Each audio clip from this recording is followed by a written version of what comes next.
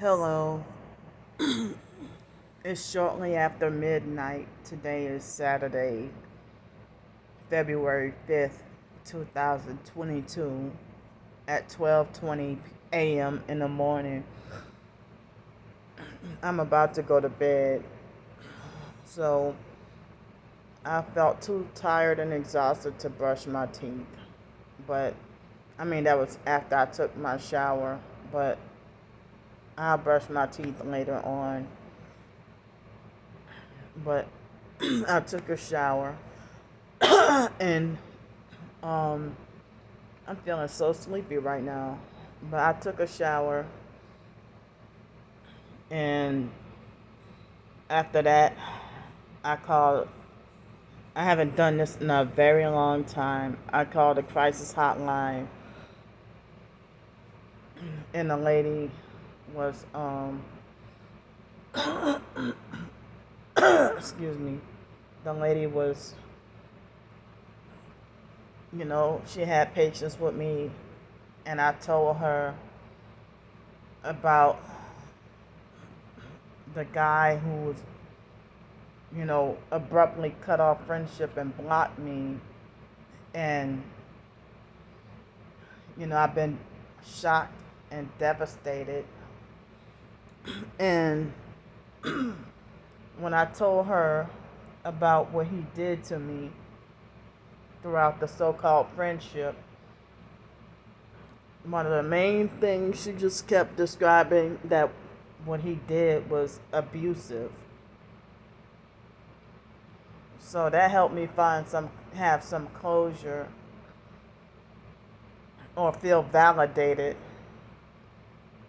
And I wanted to do this video because I wanted to do this video because I wanted to talk about it while it was fresh on my mind. So as I kept talking more, she said that that he sounds very abusive. And that's what she kept on saying, that he sounds like he's very abusive. So but I don't think that she was knowledgeable on narcissistic abuse. And and she said that she wasn't really trained, trained to give me actual counseling, but she was patient and listened to me. And the fact that I don't have any other targets I can talk to was why I called the crisis hotline. You know, and so I'm not feeling 100% better, but I'm thoughts are still racing through my head with me wondering, what did I do to deserve for him to change and flip on me? And as I said, other people said that he might have been a paid off TI, but he swore up and down that he would never do such a thing. So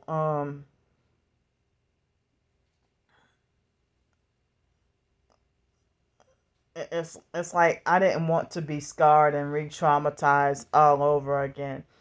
And so she was saying that, the fact that I told her that he was the only person I was talking to, and that I was the only person he said that he was talking to. And so he said that the lady told me don't take it personal, and that it's probably just a personal issue, and that I may not be the problem, and that sometimes you may not have that I may not have done anything wrong. She said a person may not have done anything wrong, but she was trying to say that he basically treated me the way he treated me. Not that I did anything wrong, but because the closest to him. And the same thing with my twin sister. She said that, well, since y'all are twins, she's the closest to you, and she's hurting, so that's why she'll, hurt you being the closest to her. So, there's a couple other things she said, but I don't remember.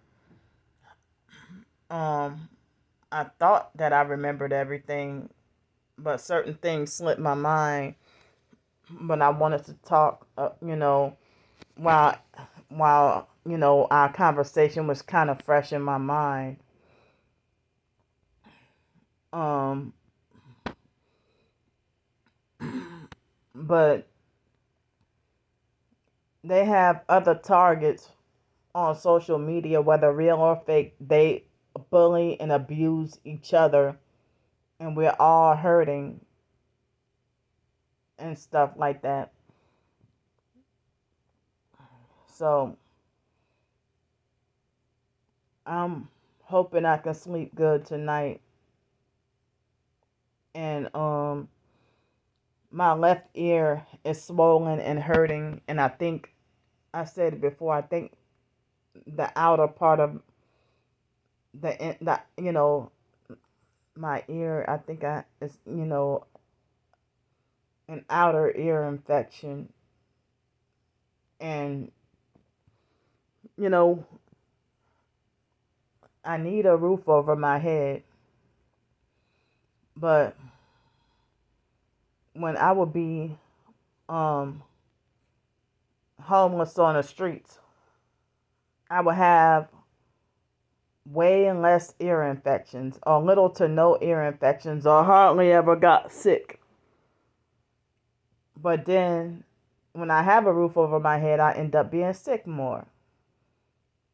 But I need a roof over my head because, to be able to be safe, warm, and dry, and be able to have a place to take a shower, and, to be secure. And, I need a way to get off, permanently get off the streets. But I'm not going to say no help, but most people aren't helping me.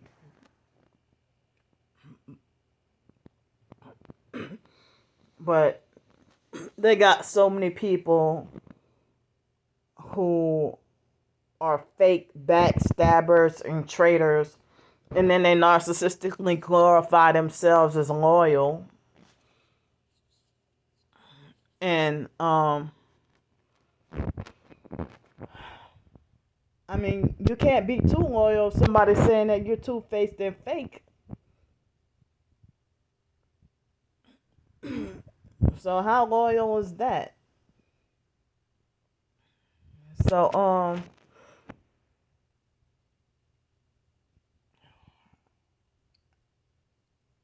it's like some people say that, oh, you should stay off social media, because people on social media that, almost everybody's fake on social media, and that you see the real deal in person, but they put on a mask and you don't really know who's behind those computers. But the reason why I feel the need to still stay on social media is or YouTube or something, or on the internet, is because that's where I get my truth information. But I get my truth information from online. Oh, excuse me.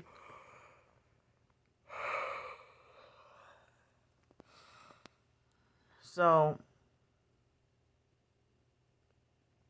I'm having a hard time with this tooth, and the lady gave me information for this. Well, she gave me one resource for a number I can call, of like a mobile dentist, like I guess they a portable kind of dentist that you know how they might have um a dentist that travels around, and then they have dentists in their like truck, or like a medical van or something. They do the services in the vehicle. But I haven't heard anything in the Pensacola metro area lately about any health fairs going on. But if there was a health fair, I mean, they might still say that there would be nothing they can do. But if I was in New Orleans, my hometown, I heard that they would have LSU School of Dentistry, and that they would have students to operate on patients for free. But here, I heard that it's a waiting list for low-cost dentistry, and it's very hard to get in. So I'm forced to talk with the lisp or talk with my tongue because of the way my cracked tooth is kind of positioned. And it feels like it's trying to fall off. So one thing I want to say about that lady that I talked to, I mean, she gave me nice and helpful advice and stuff, but when I asked her to repeat what her name was, she acted like as if she felt uncomfortable with that, with me asking her to repeat her name. So with my fingernails, I usually never really let my nails get this long. I usually keep them trimmed. And a few hours ago, I tried to look for my nail clippers and couldn't find them. And I'm like, not again. So maybe later on I'll try to find the nail clippers. So, I mean,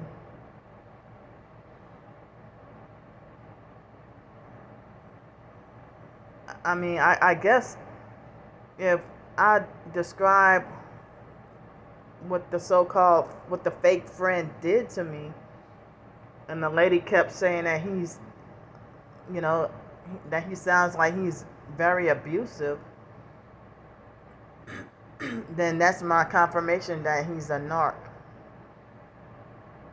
And she told me that basically I deserve better than that, and that I shouldn't have to be treated like that. And she encouraged me to find ways to, I'm paraphrasing it, basically just find ways to take care of myself and try to better myself. And she said that she was glad that I reached out, that I did a very good thing by reaching out to somebody, but me being a targeted individual, I can't see a therapist because the therapists are in on a gang stalking. They're in on it. So they play all kinds of freaking mind games, what I call psych games. And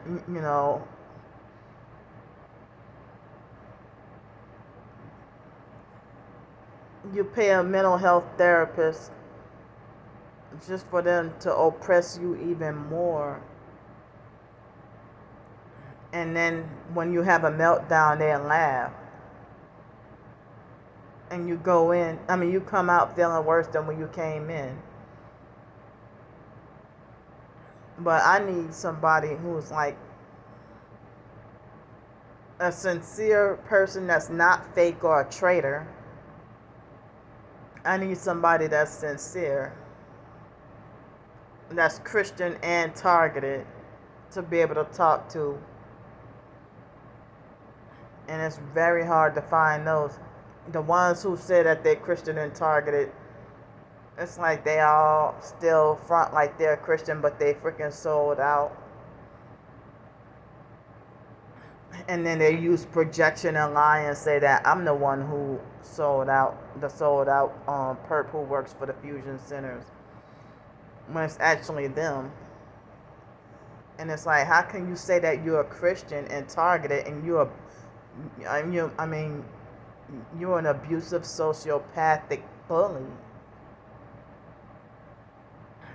you know? So I'm gonna go to bed now. And y'all please keep me in y'all prayers for me to not have to be out on the streets in the cold and rain, because tonight is supposed to be cold and rainy and get to like 34 degrees for the next couple of nights, and it's supposed to be in the 30s and 40s all week next week. I love y'all. Bye.